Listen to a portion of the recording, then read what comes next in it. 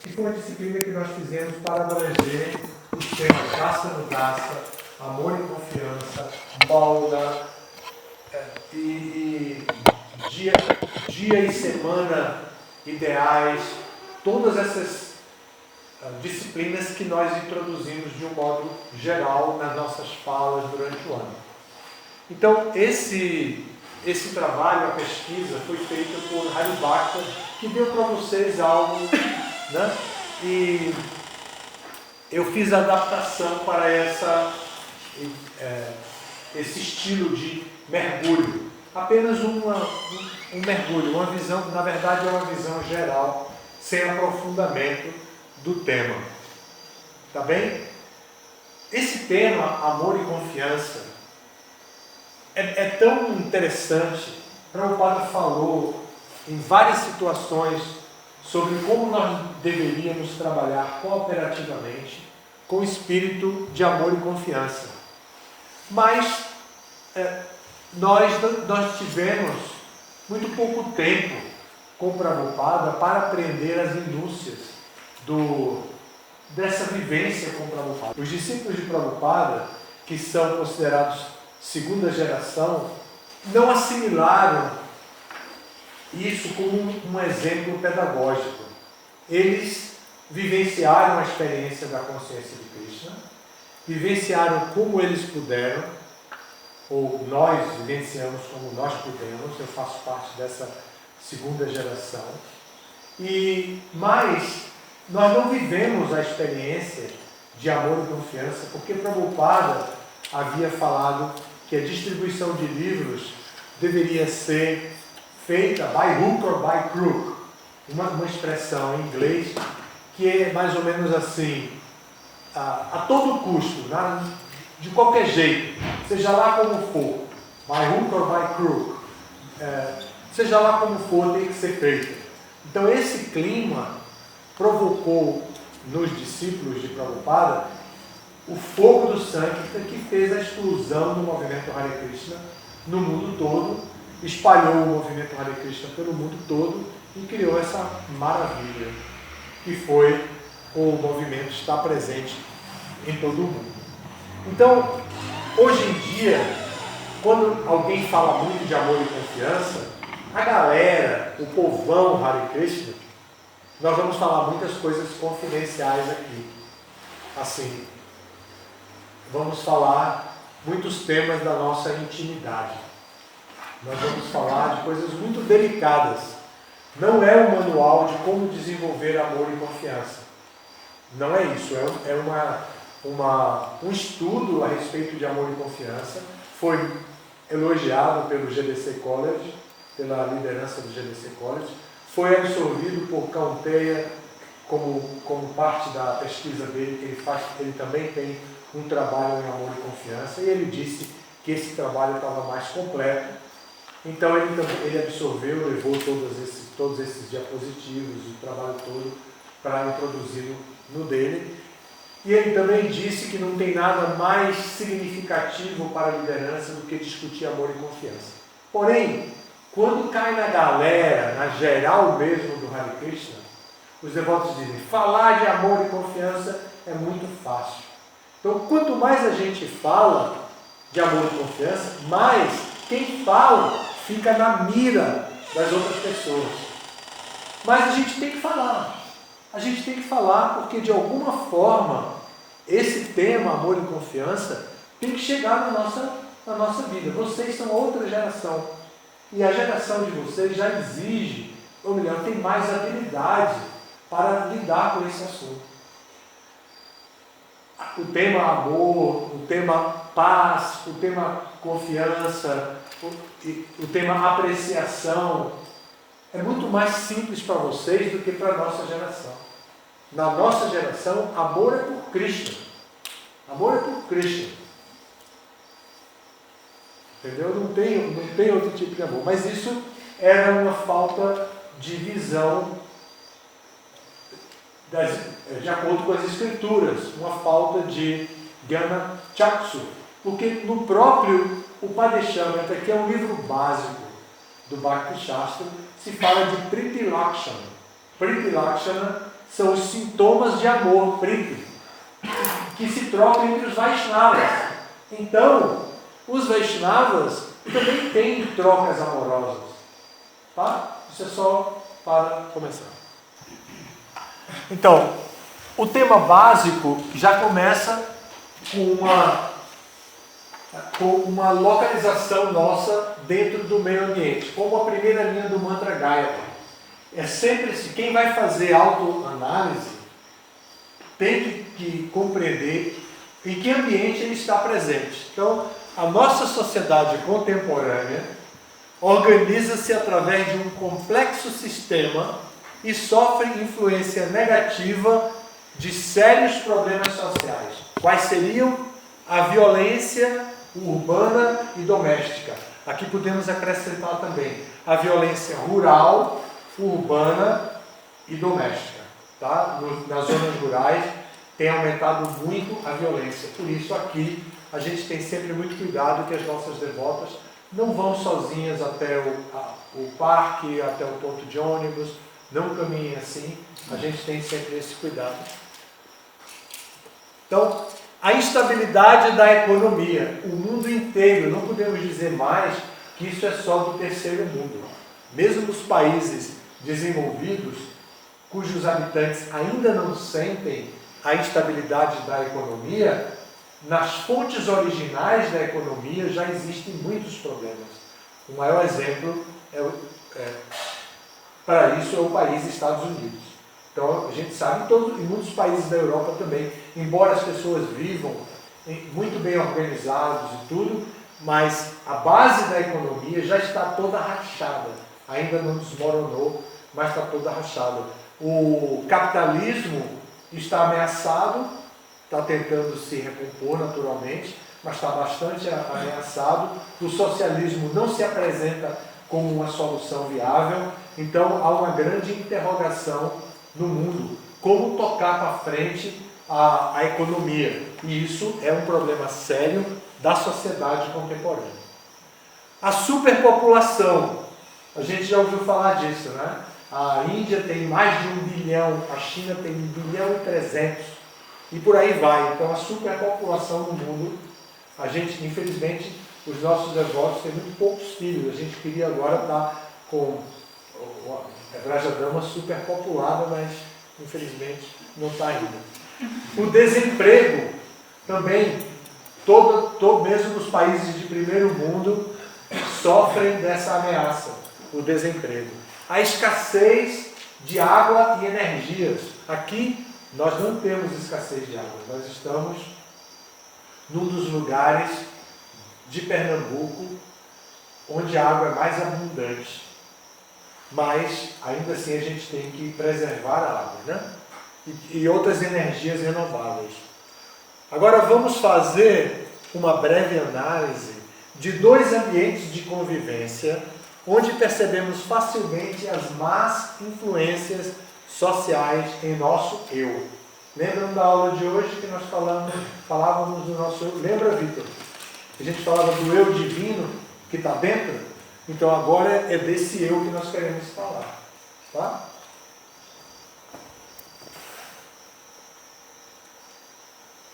Então quais são os 2 ambientes? Aqui, não sei como. Esse slide, essa parte estava aqui em cima. Essa parte estava aqui em cima. E agora apareceu embaixo. Não sei se foi o Guru Krishna na hora que ligou aqui, mas apareceu isso aqui. Então, no ambiente familiar e no ambiente de trabalho e estudo. O que acontece no ambiente de familiar, de acordo com o nosso... com a análise que nós vamos fazer, onde percebemos facilmente as más influências da sociedade em nosso eu. Então, no ambiente familiar, nós temos mal-entendidos, ressentimentos, competição, negligência, ciúmes. São coisas comuns que acontecem no ambiente familiar. No ambiente de trabalho, competição excessiva, busca por prestígio, pela própria imagem, a pessoa a todo tempo quer defender a sua própria imagem, busca por poder, quer sempre galgar os postos de liderança e falsidade. Isso se encontra muito no ambiente de trabalho. Esses são os problemas sociais que afetam o nosso eu na convivência, seja na família, seja no trabalho ou estudo. Os pesquisadores desse tema, como está aí, dizem que nos dias de hoje nós temos muitas facilidades para obter informações. Temos mais contato com pessoas de lugares e culturas diferentes. Tendemos a construir relações superficiais com as pessoas. Tendemos a identificar personagens virtuais nas pessoas. Tendemos a estabelecer relações através do uso da tecnologia. Diminuímos muito as relações interpessoais e vamos para as relações virtuais. Então, neste cenário que nós estamos vivendo, que é o cenário onde estamos vivendo, que pesquisadores, sociólogos, antropólogos estão estudando, estão dizendo que isso está acontecendo. Como que nós podemos falar de amor e confiança? É um verdadeiro desafio isso, né? Porém, não é porque é um desafio que nós vamos cruzar os braços e deixar de falar.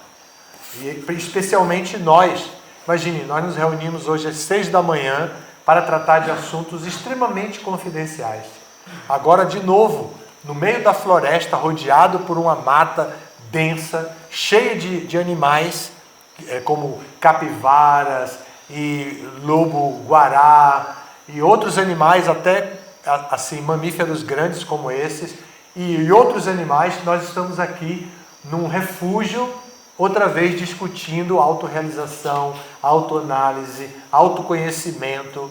Isso não dá para fazer isso, não dá para saber de tudo isso e ficar de braços cruzados aqui tomando banho no açude, né?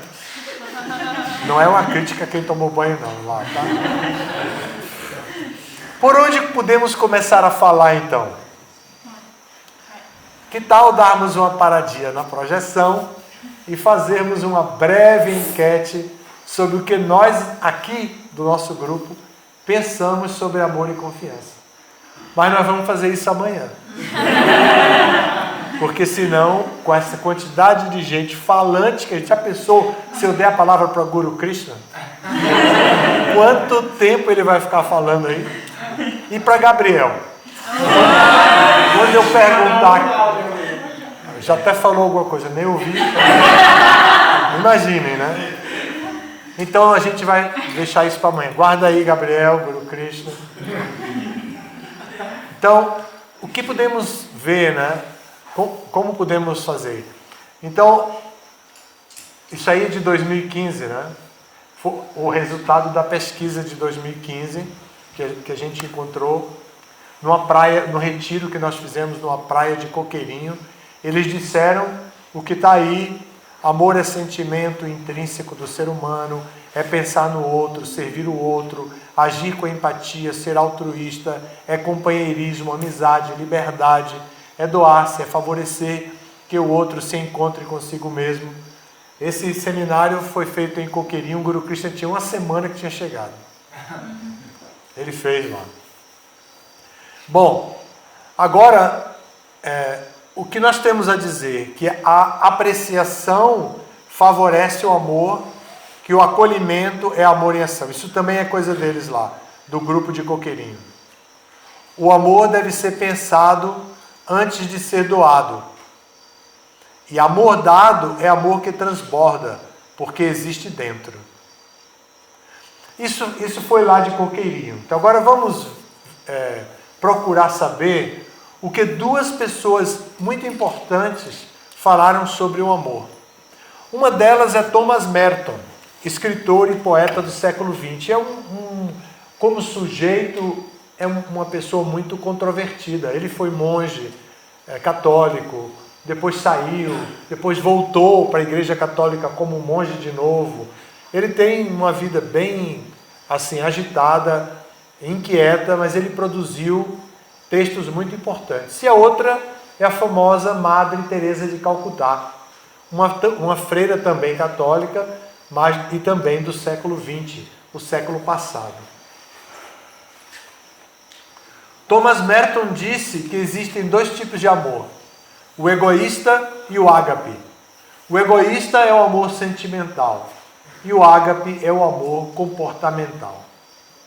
O amor egoísta, eu acho que eu vou pedir para alguém ler. Quem gostaria de ler os 3 primeiros itens do amor egoísta, pode começar a ler. Vai, Gabriel. Amor egoísta. Não respeita o direito à autonomia do ser amado. Não respeita o verdadeiro ser do outro. Não permite que o outro cresça. Eduardo, mais 3. Insiste em que o outro se mantenha conformado a ele mesmo. Mantém o outro indispensavelmente sujeito a ele mesmo. O ser amado fica com sua existência vinculada à necessidade que o amante sente de amar. Paloma, mais 3. O ser amado é guardado como se fosse um objeto pertencente ao outro. O amante teme a emancipação do objeto amado. O amor egoísta se torna frágil e, com o tempo, morre. Agora o amor comportamental. Gandharvika 2. É um amor incondicional, não exige nada em troca. Haridas. É baseado no comportamento do amante com o outro. É um amor de deliberada escolha. É crescente, se torna um sentimento forte e predominante. Bem, antes da Madre Teresa, eu queria só ter certeza que com outras pessoas falando, vocês pegaram. Sarasvati, você lembra a diferença entre amor egoísta e amor comportamental? O amor egoísta, ele não... mais ou menos. Eu perdi um pouco agora, quando eu comecei a falar. Limita a outra pessoa, considera a outra pessoa como um objeto, não é? Isso. Então o amor egoísta é assim, tá? Agora, e o amor comportamental está na tela ainda. O amor comportamental tem um detalhe importante aí, no 4º item. Leia aí, Sarasvati. É um amor de deliberada escolha. É um amor de deliberada escolha. Imagine que legal isso. Não é o amor apaixonamento, que surge de uma paixão. É de deliberada escolha. Você escolhe a pessoa a quem você vai investir amor. Imagine que coisa interessante isso em termos de amor. Não estamos falando apenas, eu devia ter dito isso logo no comecinho, do amor conjugal, não. Apenas do amor conjugal. O amor conjugal também, mas estamos falando de um modo geral de toda a capacidade de amar. Uma deliberada escolha. Você escolhe a pessoa a quem você vai dedicar amor.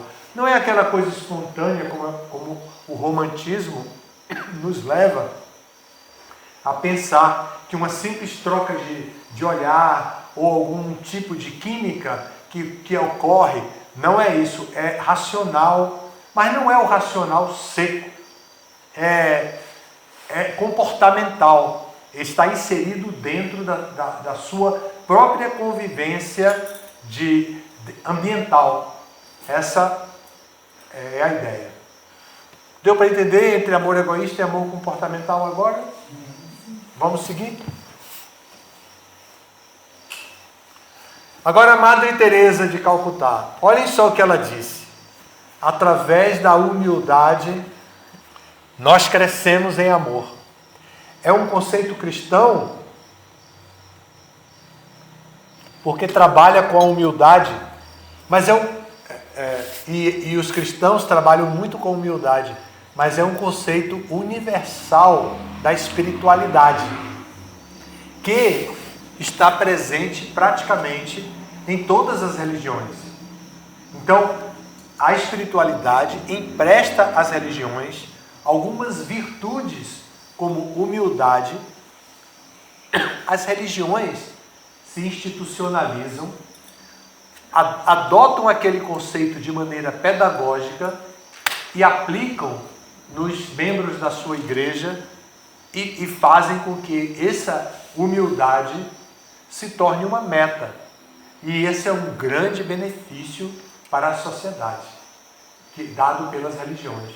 Não queremos denegrir a imagem das religiões, nem queremos tampouco elevar a imagem, mas agora é uma questão de fazer justiça. A humildade é próprio da espiritualidade. Um ser divinizado, um ser iluminado, ele é naturalmente humilde diante da vida. Agora, essa humildade, quando praticada,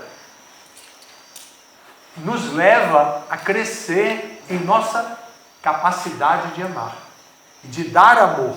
Muito mais de dar amor do que de perceber, o receber amor, que nós somos tão afetados no segundo item da escala de autorrealização, que é a afetividade.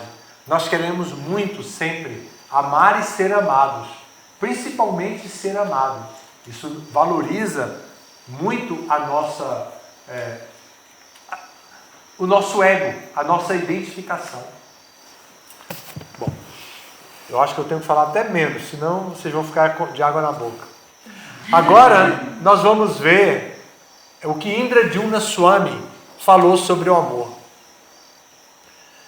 Indradyumna Swami é um sannyasi e guru no movimento Hare Krishna, e ele também falou algo interessante. Ele diz aí, pode ler, Francisco, bem alto. Amor é o estado de espírito onde o amante se mantém preocupado com as necessidades do ser humano, do ser amado. Isso é bem interessante, porque sabe em que circunstância Indradyumna Maharaj falou isso?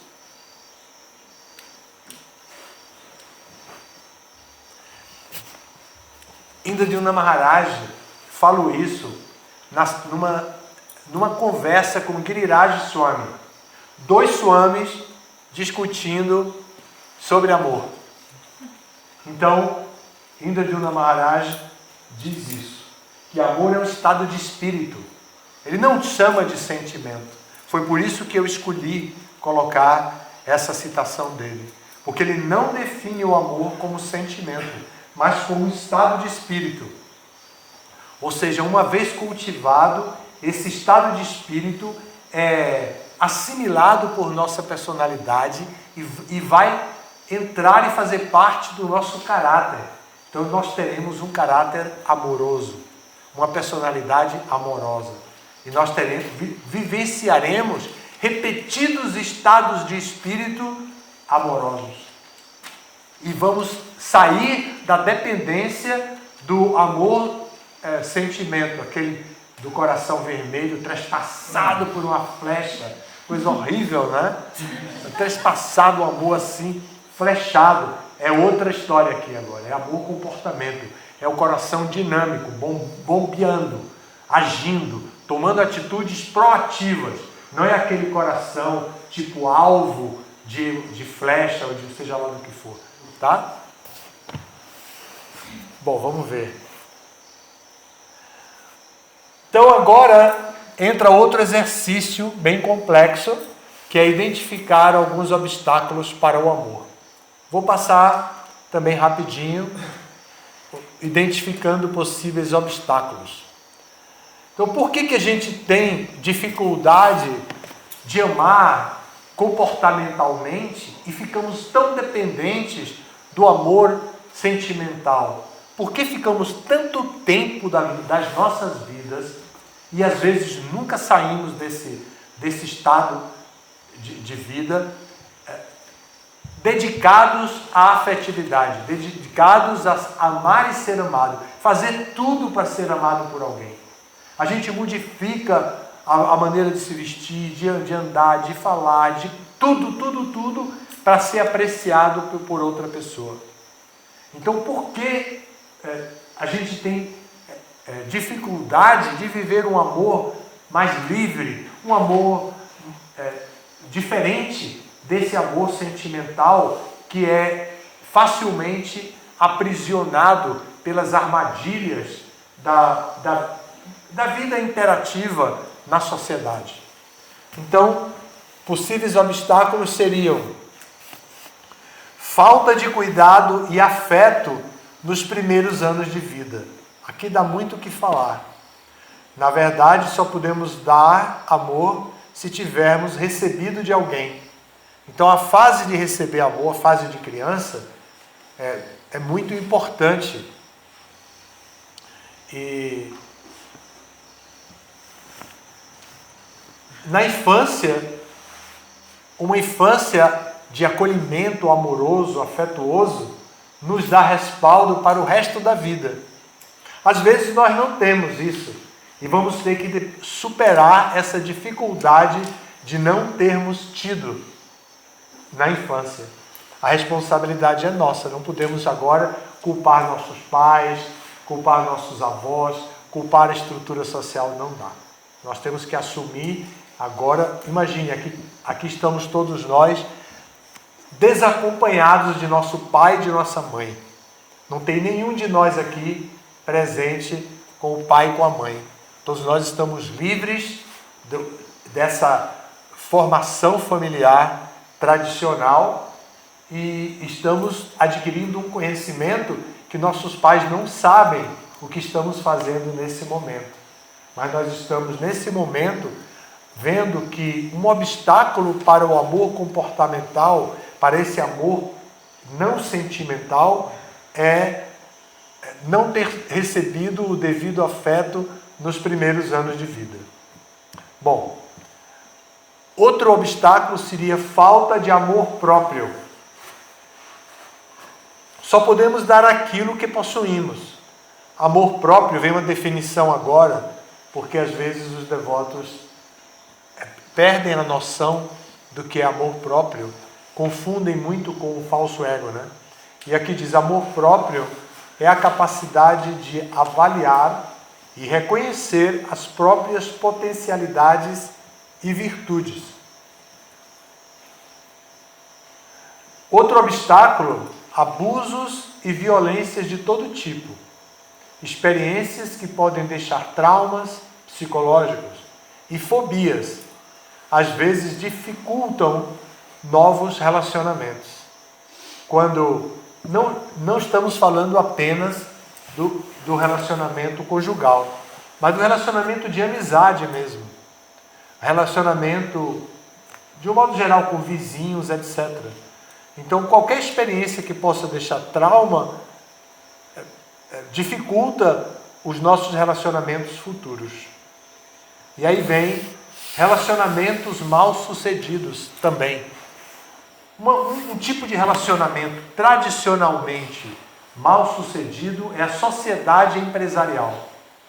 Vocês já ouviram falar isso? A gente é amigo, aí monta uma empresa junto, aí fica sócio. Eu e o Gopalaji. Eu aprecio, admiro o Gopalaji por sua sobriedade, por sua capacidade filosófica, por seu apego ao mestre espiritual, por sua fé, por seu sadhana, porque toca a mridanga bem, porque canta bonito. Vou montar uma empresa, vou chamar o Gopalaji para trabalhar comigo. E ele vem trabalhar comigo. E eu começo a exigir dele um monte de coisa que ele não queria que eu exigisse, e ele tem 50% da empresa. E a gente começa a encontrar situações desagradáveis entre nós e terminamos esquecendo a amizade que tínhamos antes. Então, não é só conjugal, mesmo em relação de sociedade, experiências passadas, relacionamentos mal sucedidos, criam traumas que nos dificultam uma aproximação em outra oportunidade. Como, por exemplo, terminando essa sociedade, eu vou sair para um lado dizendo, sociedade nunca mais. E o Gopalaji vai dizer, sociedade nunca mais. Se nem com o sannyasi deu certo, imagine, não faço sociedade nunca mais com ninguém. Então a gente sai assim, completamente apartado mesmo, porque teve um relacionamento mal sucedido de confiança, de amor. Bom, então esses relacionamentos mal sucedidos na vida conjugal também dificulta muito a entrega completa que a gente deve ter num relacionamento comportamental em outra situação. Aí o texto diz que a frustração vem do excesso de expectativa que se deposita em alguém que certamente pode falhar. Qualquer pessoa, qualquer ser humano pode falhar. Só que eu pensava que o Gopalaji, que tocava mridanga, cantava, era tão filosófico, tão educado, tão alto astral, ia ser um ótimo sócio. E no final eu coloquei tanta expectativa, quando ele, na hora de trabalhar, estava tocando mridanga, um novo toque que ele estava descobrindo lá no escritório, eu fiquei zangado, briguei com ele e desfizemos a sociedade. Agora,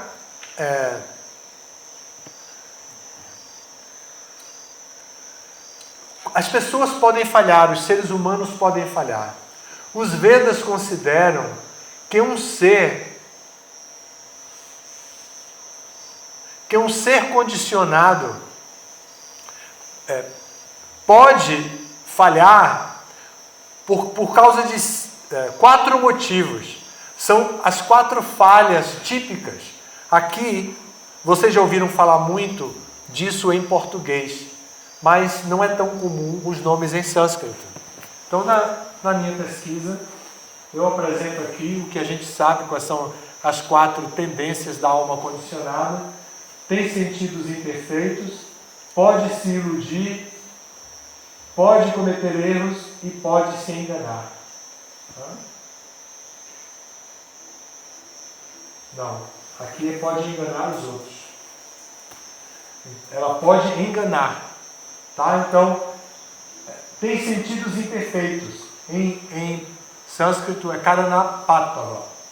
Aqui tem um diacrítico, aqui também. Um alongamento desse karanapatava. Brahma pode se iludir. Pramada pode cometer erros e pode enganar os outros. Vipralipsa. Então, esses são os 4 defeitos da alma condicionada. Aí está errado, viu? Em vez de pode se enganar, pode enganar os outros.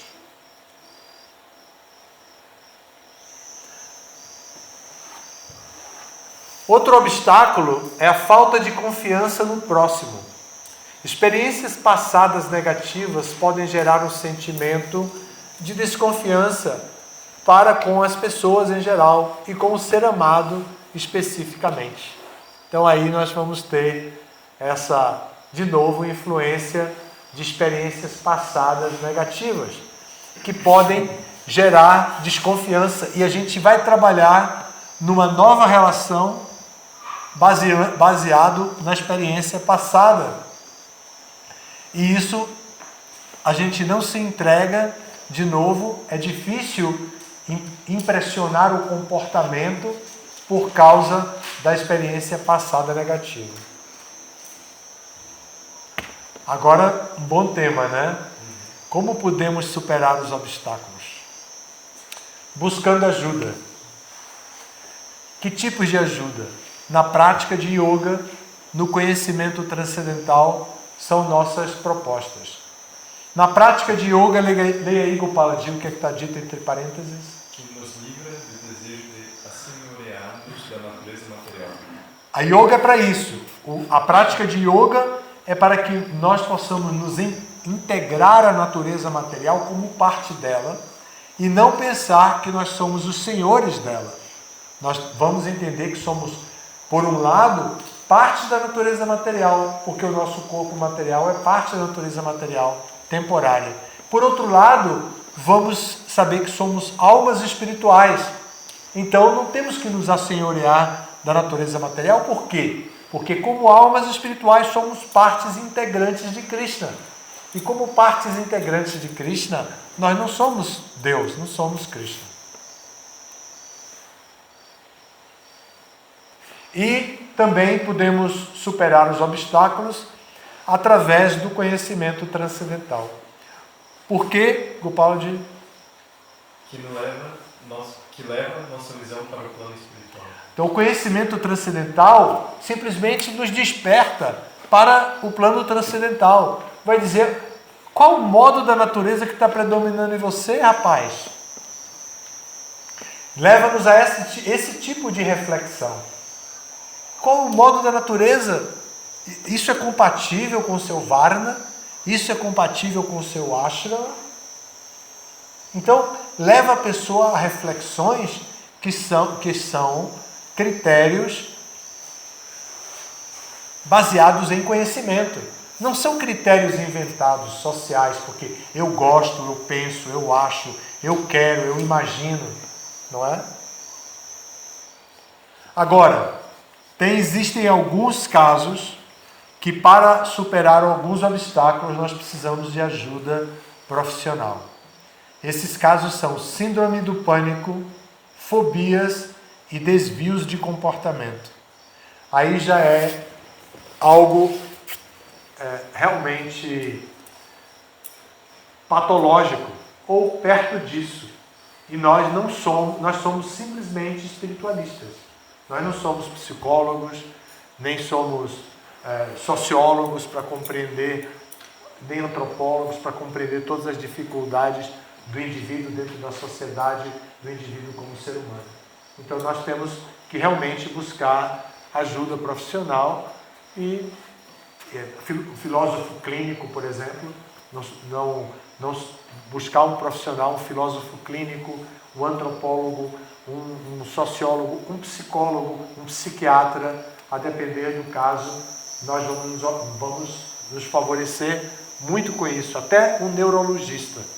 Nós não devemos ter medo disso só porque somos espiritualistas. Que entende-se sobre desvios de comportamento? Desvios de comportamento são psicoses já.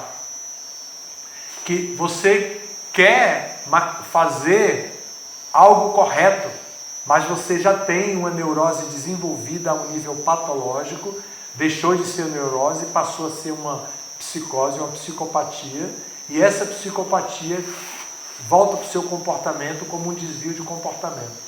Aí tem inúmeros desvios de comportamento. Por exemplo, a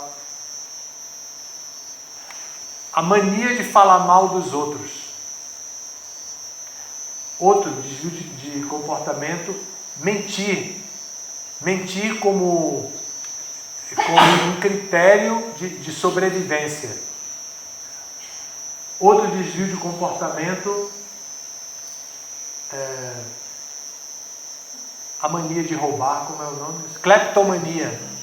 Cleptomania é desvio de comportamento. A pessoa não precisa, como não precisa mentir, também não precisa roubar, mas toma esse tipo de atitude. Então, esses desvios de comportamento exigem tratamento de natureza profissional. Tá?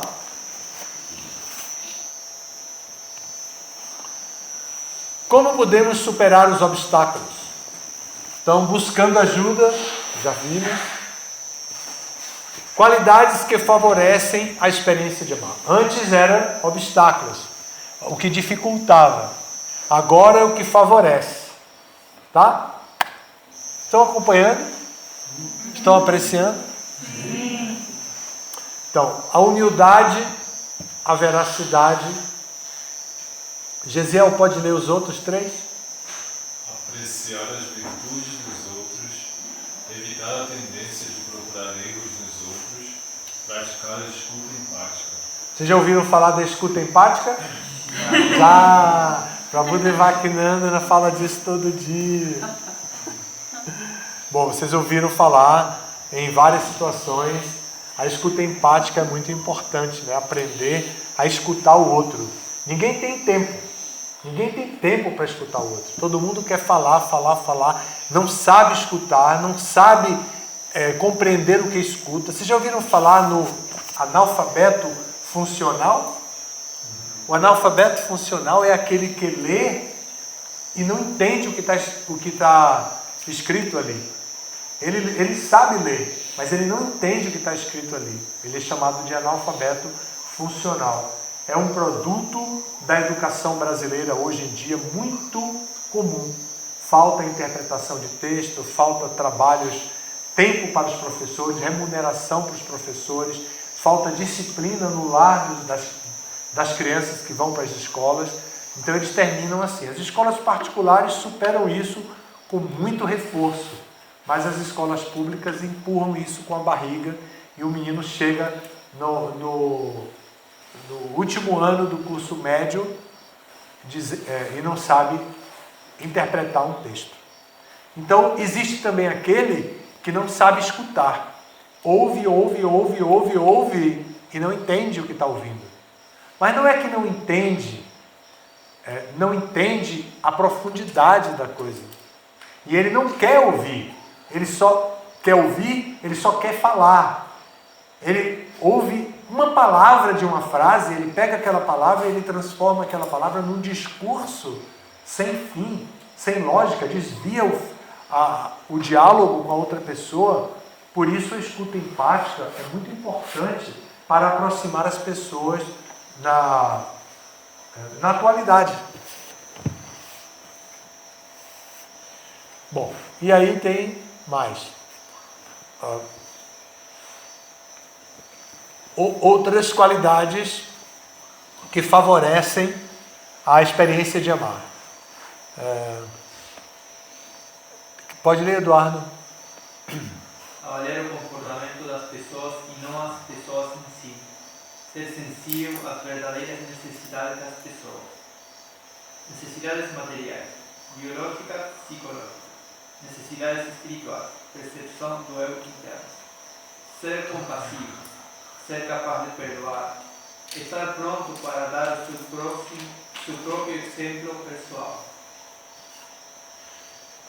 Então, aqui tem algumas virtudes que nos ajudam a compreender isso.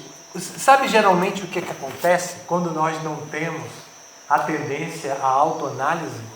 É que a gente vê isso e começa a usar como ferramenta de julgar os outros. É bem engraçado até. A gente, ao invés de fazer uma viagem para a nossa interioridade, a gente pega isso como ferramenta e diz, vou aplicar agora no mané que está aqui do meu lado. Isso aqui eu já ia dizer que era a cara da sogra, mas eu estou comprometido com o Guru Krishna de nunca mais falar disso. Então eu já ia dizer, isso aqui é a cara da minha sogra, parece que está falando dela. Mas não vou dizer não, tá? Só estou brincando com isso aqui.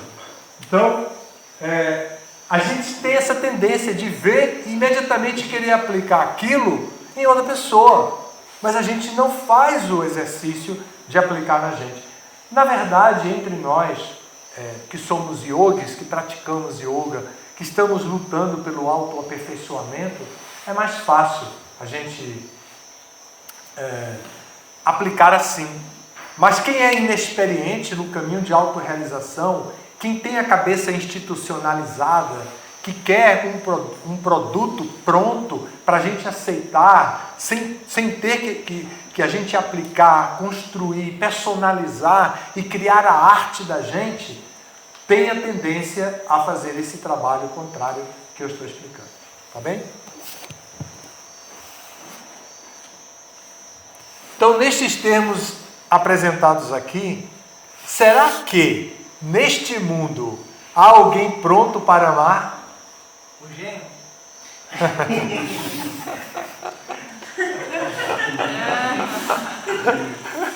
Muito interessante, né? Eu não queria a brincadeira não, mas...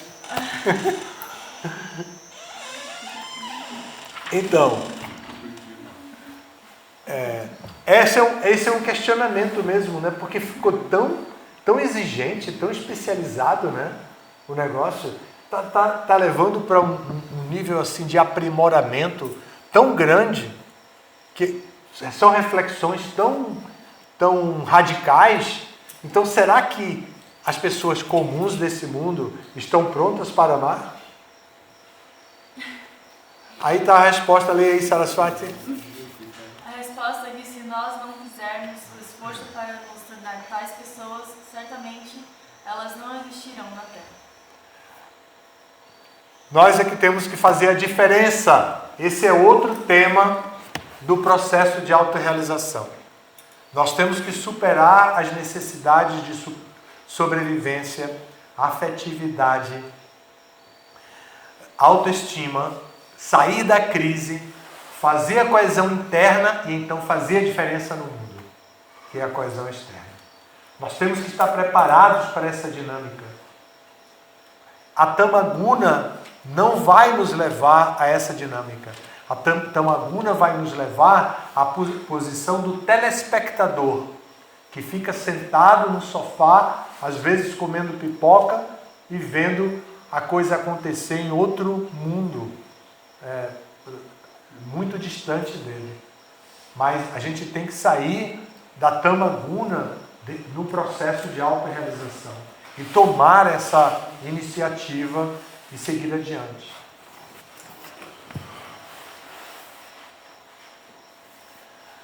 Então devemos tomar a iniciativa, a atitude proativa e dar o exemplo pessoal antes de exigir que os outros mudem suas percepções, seus valores e seus comportamentos. Parece muito utópico, não é? Parece utopia. Mas se a gente experimentar, a gente vai ver que funciona. Com coisas pequenas, se a gente experimentar com coisas pequenas, a gente vai ver que funciona. Terminou o primeiro dia. Então agora vamos para a segunda parte, que é confiança. Eu tenho 3 versões desse curso. Eu peguei a mais curta, que foi a feita para esse retiro de Coqueirinho. Mas vamos ver agora o que fala de confiança. Agora é muito mais da nossa linha, a nossa linha de filosófica, né? Vitor, você pode ler o que está escrito aí? Rupa Goswami, erudito e mestre espiritual do século XVI, em seu livro Néctar da Instrução, recomenda a confiança como um dos 6 princípios comportamentais que garantem o relacionamento amoroso entre a alma corporificada e o Ser Supremo. Muito bom. Vocês viram aí uma referência da nossa cultura, né? O Rupa Goswami, um mestre nosso. Agora, vou pedir ao Hitakari 2 para ler o primeiro item.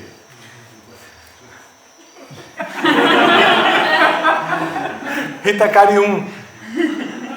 A confiança como princípio comportamental e escolha pessoal, como valor humano e virtude agregada à experiência de vida. Então, a confiança como um princípio comportamental. É uma escolha pessoal. Essa história de dizer você não merece a minha confiança, você quebrou minha confiança, você destruiu minha confiança em você, agora você tem que ralar para conquistar minha confiança de novo. Onde está a humildade dessa pessoa? Às vezes nossos pais fazem isso, né? E nós temos o maior orgulho quando discutimos com alguém de dizer isso. Perdi a confiança em você. Você não merece a minha confiança. Agora conquiste a minha confiança outra vez. Você definitivamente está se colocando superior a esta pessoa. Isso não é a prática correta do cultivo de confiança. A confiança se investe. É por isso que aí está dito, confiança como um princípio comportamental. A gente tem que investir em confiança. Se der certo, ótimo. Se falhar, o que vai acontecer? Só temos medo de falhar a confiança porque nós temos medo de ver o nosso coração sangrar pelaquele lugar que a flecha entrou. Sabe? A flecha do amor sentimental que entrou no coração ali não está sangrando ainda. Mas quando a confiança quebra, começa aquelas gotinhas a caírem ali, sangrando. Deve ter algum emotion desse, eu nunca peguei um negócio desse, estou fora. Mas deve ter isso naqueles coisas lá do WhatsApp, né? Então, a gente tem que investir confiança. É necessário investir confiança. Se falhar a confiança, paciência. Agora, esse é um assunto para se falar, para se discutir.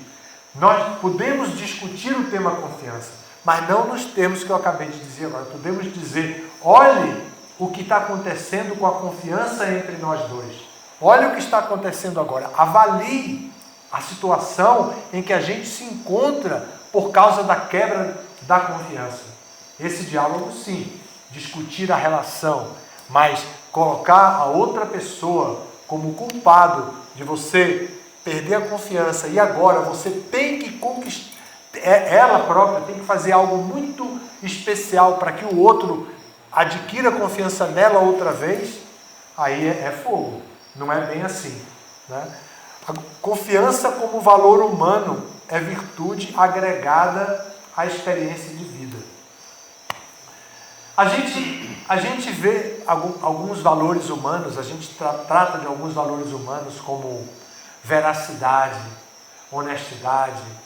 A gente trata de alguns valores humanos assim, mas a gente não trata do valor humano como confiança. A gente trata de confiança como um valor de troca, um valor de barganha com o outro. Então, faça isso que eu vou confiar em você. Não faça isso que eu não vou confiar em você. Vou perder a confiança em você.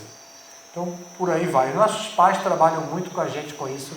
É bem chatinho quando a gente ouve essa chantagem dos pais da gente em termos de confiança, né? Quando a gente engana, mente, faz alguma coisa, os pais sempre nos castigam com esse diálogo. Pode ser um pouco diferente para levar a reflexão sobre a confiança, mas ao mesmo tempo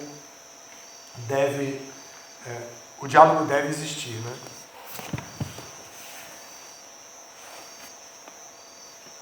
Então, confiança é resultado de investimento em desenvolvimento humano. E invista a confiança, esse é o apelo.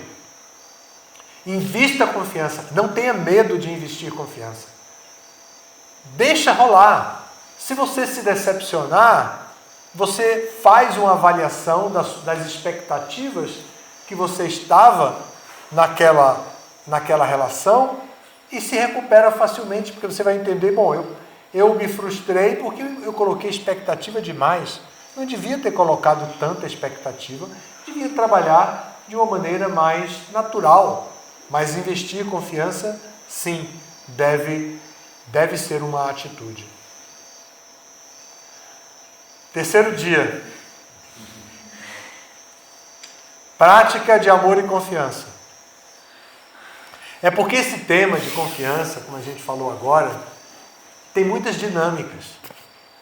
E a gente não está aplicando as dinâmicas aqui, a Elirim vai me desculpar, mas tem muitas dinâmicas para que isso aconteça, né? Grupos, duplas, pessoas conversam, discutem coisas da sua própria vida, contam algumas coisas importantes da sua experiência humana, e o outro aconselha e tudo. Tem muita coisa assim, mas não vamos fazer. Então agora a prática de amor e confiança. Então, quando nós falamos de amor, nós identificamos 5 itens. Pode ler, Harikesha, alto? Obstáculos para agir amorosamente, virtudes que favorecem a arte de amar, como vencer obstáculos, onde encontrar ajuda, quem precisa tomar a iniciativa de amar. Então aí tem 5 itens do que nós falamos quando falamos de amor. Então, quando falamos de confiança, fomos incitados a investir, ou seja, a tomar atitude proativa nessa direção. Então, agora vamos combinar amor e confiança. Vamos ver. O que precisamos fazer para agir em amor e confiança? Pode ler, Lupini? Vamos buscar ajuda compatível com nossa identidade original, além dos condicionamentos materiais. Então, além dos condicionamentos materiais, nós temos que buscar ajuda de acordo com a nossa identidade original, que é como alma espiritual, né? O ser divino que habita em nós. Então, buscando ajuda na prática de yoga, como a gente já leu antes, pode ler Krishna Prasada. Que nos livra do desejo de assenhorear-nos da natureza material. Lembram disso? Quando falamos da yoga, a prática de yoga nos leva a eliminar o desejo de assenhorear-nos da natureza material. Então, Bhakti Yoga são 9 processos. Ouvir, cantar, lembrar, louvar, adorar, servir, desenvolver amizade, servir personalizadamente e absorver-se por completo no serviço. Buscando ajuda no conhecimento transcendental. Pode ler, Érica. Não enxerga. Jaqueline, bem alto. Que nos leva a nossa visão para o plano espiritual. Que leva a nossa visão para o plano espiritual. Então, o conhecimento transcendental revela o que é eterno, revela o que é efêmero, define o objetivo e sugere o processo para alcançá-lo. Olhe como o conhecimento transcendental é importante e é dinâmico em nossa vida. Ele vai revelar o que é eterno, vai revelar o que é temporário, vai definir o objetivo, o nosso sadhya, e ainda vai sugerir um processo para alcançar o conhecimento transcendental. Então agora vamos destacar como os praticantes de Bhakti procuram cultivar o amor e confiança entre si e com as pessoas em geral. Sim? O que é efêmero? O quê? Efêmero é temporário. Então, o que dizia era, revela o que é temporário, revela o que é eterno e revela o que é temporário. Tá? Então, o que vamos ver agora é destacar como os praticantes de Bhakti cultivam amor e confiança entre si e com as pessoas em geral. Poderíamos colocar assim, como os praticantes de Bhakti devem cultivar, né? Devem cultivar, porque nem sempre nós cultivamos, nós estamos muito ameaçados por um grande obstáculo, né? O mundo virtual, os joguinhos de computador, o WhatsApp e todas essas coisas, o Netflix, tudo isso que nos traz constantemente um monte de coisa interessantíssima, muito bem feita, próprio para criar em nós um apego excessivo, porque cativa os nossos sentidos completamente. Tem ciência, a psicologia do marketing, a psicologia da propaganda, a psicologia do design, tudo isso está estudado cientificamente. Quando algo aparece na frente da gente, está muito bem trabalhado para lavar nosso cérebro. Muito bem preparado. E nós caímos nisso, né?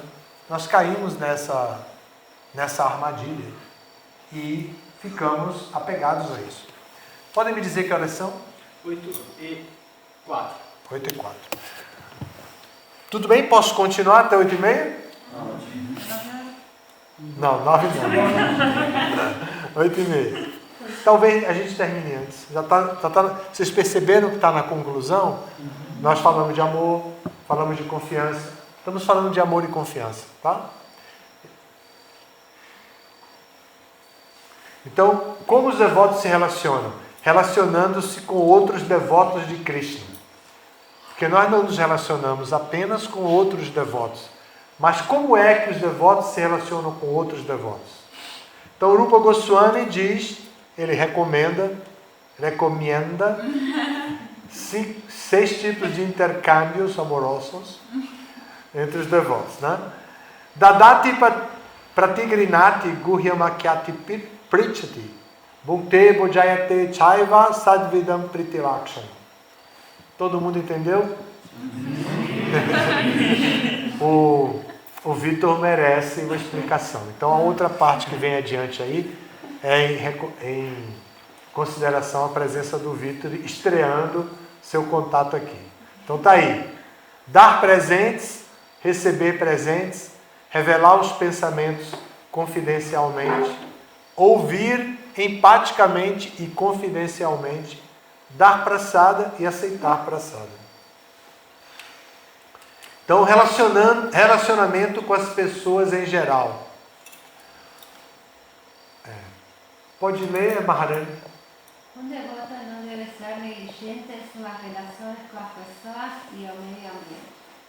Ele deve interagir com o mundo material e com as pessoas de acordo com sua simplicidade e as circunstâncias. Então, isso com as pessoas em geral, né?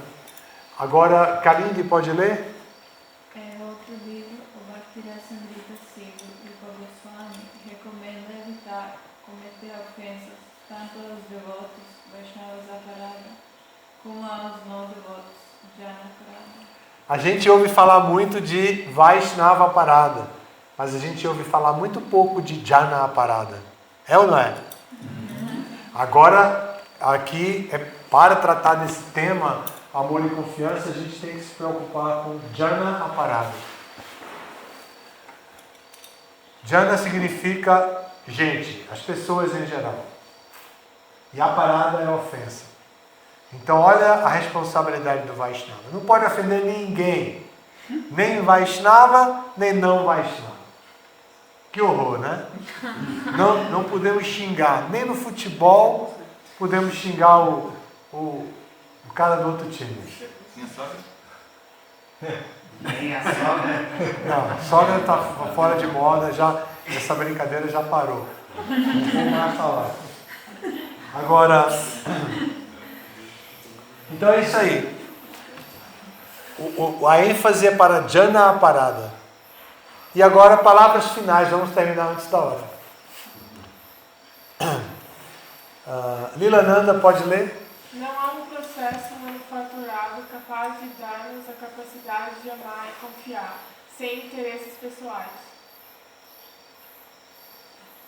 Os Shastras nos recomendam o serviço devocional como método genuíno para desenvolvermos um amor puro por Deus. E purificar nossos corações e desejos egoístas.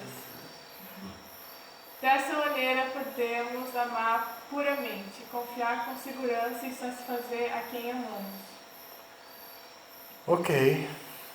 Om Tat Sat. Expliquem agora para o Vitor o que significa Om Tat Sat. Quem vai explicar?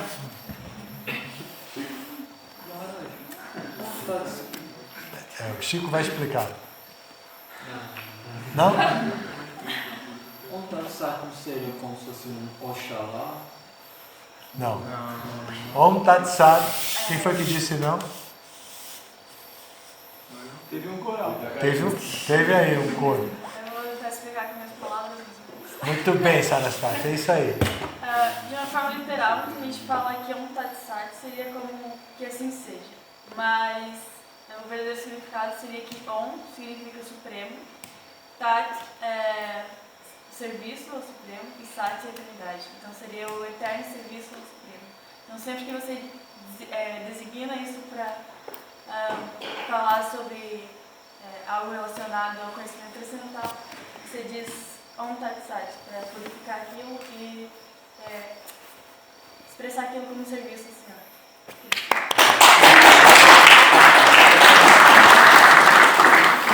Muito bem, Sarasvati. Ela agora acabou de honrar o nome que ela tem, né? A deusa da sabedoria. A deusa da sabedoria. Bom, é isso. Esse é o nosso trabalho. Eu procurei agora de tarde a versão mais simplificada. Foi essa que eu encontrei. Tenho 3 versões. Essa não é a versão que a gente dá, viu, Elirim? Que a gente dá no nosso curso. Mas tem todo o conteúdo, está aqui, só é a mais rápida. Então, eu escolhi essa para a gente conseguir terminar na hora certa, sem deixar faltar nada. Se vocês quiserem fazer alguma pergunta rápida, dá 5 minutos e termina, porque é bom dormir cedo. Na verdade, duas perguntas rapidinho. A gente teria acesso, tem como a gente ter acesso a esses slides? Porque tem algumas coisas que eu só não anotei porque estava no slide. Eu vou dar o melhor que esse, vou lhe dar o mais completo. Okay. Posso dar para vocês o mais completo. Quer dizer, eu não. Vou pedir para o Guru Krishna dar para vocês. O Guru Krishna está aí? Sim, amado. Você me ajuda nisso? O maior prazer. Será que o Vitor não ficou com alguma dúvida, ele por ser o caçula? O caçula, tem o direito a uma pergunta, alguma coisa assim, se tiver? Não, eu só queria comentar que no início, quando fala do amor comportamental, de verdade me lembrou muito minha irmã. Porque, assim, vou falar um pouco da... Porque eu sinto que ela, quando ela... Falando de amor conjugal, né? Eu sinto que ela, quando foi casar, ela casou realmente escolhendo uma pessoa para amar mesmo. Eu sinto isso, né? Nela, assim. E me lembrou isso. Essa parte do amor. Eu sinto que ela não foi muito por essa coisa da paixão e tal, né? Como o senhor mesmo disse, do coraçãozinho, papel. Ela realmente... Dá para perceber que ela realmente construiu esse amor. Que legal. Com o marido dela e tudo mais e tal. E assim, eu queria destacar essa parte assim, que me lembrou muito minha irmã nessa parte aí do amor comportamental. E de dúvida, assim, a princípio, assim, gostaria muito de agradecer, na verdade. Obrigado a você por estar aqui, compartilhar com a gente.